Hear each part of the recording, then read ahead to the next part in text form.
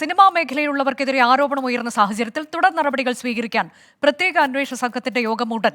DGP Shaikh Darvesh Saheb, സംഘത്തലവൻ G Spurgeon Kumar, crime branch, intelligence ADGPമാർ എന്നിവർ പങ്കെടുക്കും.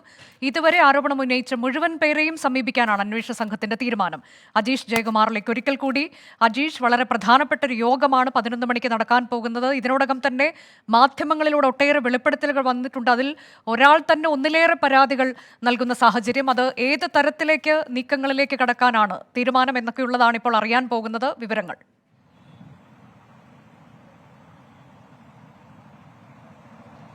അനുജ, ഈ പറഞ്ഞതുപോലെ തന്നെ മാധ്യമങ്ങളിലൂടെയും സോഷ്യൽ മീഡിയയിലൂടെയും ഈ നടന്മാർക്കും സിനിമാ പ്രവർത്തകർക്കെതിരെ ആരോപണം ഉന്നയിച്ചവർക്കെതിരെ ഏത് തരത്തിൽ നടപടിയെടുക്കും അല്ലെങ്കിൽ ഏത് തരത്തിൽ അതിന്റെ അന്വേഷണത്തിന്റെ ഗതി തീരുമാനിക്കുന്ന നിർണായക യോഗമാണ് അല്പസമയത്തിനുള്ളിൽ സംസ്ഥാന പോലീസ് ആസ്ഥാനത്ത് തുടങ്ങുന്നത്. ഉദ്യോഗസ്ഥരൊക്കെ ഇവിടെ എത്തിക്കൊണ്ടിരിക്കുകയാണ്. സംസ്ഥാന പോലീസ് മേധാവിയായിരിക്കും ഈ യോഗത്തിന് നേതൃത്വം നൽകുക. ഒപ്പം തന്നെ crime branch ADGP H Venkatesh, city police കമ്മീഷണറായ G സ്പർജൻ കുമാർ, അതേപോലെ തന്നെ ഇതിലെ അംഗങ്ങളായ വനിതാ പോലീസ് ഉദ്യോഗസ്ഥരായ ഐശ്വര്യ ഡോങ്റെ, അജിത ബീഗം എന്നിവർ നേരിട്ട് പങ്കെടുക്കും. 2 വനിതാ ഉദ്യോഗസ്ഥർ ഓൺലൈനായിട്ടായിരിക്കും ഈ യോഗത്തിൽ പങ്കെടുക്കുക. പ്രധാനമായും നമ്മൾ നേരത്തെ സൂചിപ്പിച്ചതുപോലെ തന്നെ ഈ വെളിപ്പെടുത്തലുകളുടെ അന്വേഷണം ഏത് ഗതിയിലായിരിക്കണം നടത്തേണ്ടത് എന്നാണ് യോഗത്തിൽ പ്രധാനമായും ചർച്ച ചെയ്യേണ്ടത്. കാരണം സിനിമാ മേഖലയിലെ ഏറ്റവും പ്രമുഖർക്കെതിരെയാണ് പ്രധാനമായ ആരോപണങ്ങളെല്ലാം ഉന്നയിച്ചിട്ടുള്ളത്. അതുകൊണ്ട് തന്നെ ഈ ആരോപണം ഉന്നയിച്ചവരുടെ മൊഴി എല്ലാം കൃത്യമായി രേഖപ്പെടുത്തേണ്ടതും ഉണ്ട്.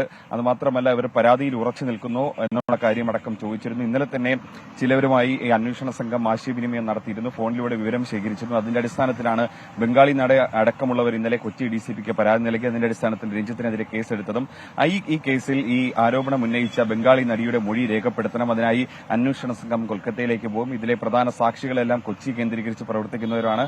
അതിനായി അവരെ നേരിട്ടെത്തി അവരുടെ മൊഴിയും രേഖപ്പെടുത്തും. മറ്റു ചിലരുടെ മൊഴിയും രേഖപ്പെടുത്താൻ അവരെ ഫോണിൽ ബന്ധപ്പെടും. അവർക്ക് പരാതിയിൽ ഊന്നുന്നുണ്ടോ എന്ന് പ്രത്യേകമായി ചോദിച്ചറിയുമെങ്കിൽ കേസെടുത്ത് മുന്നോട്ട് പോകാനുള്ള നടപടിയായിരിക്കും ഇവർ ആലോചിക്കുക.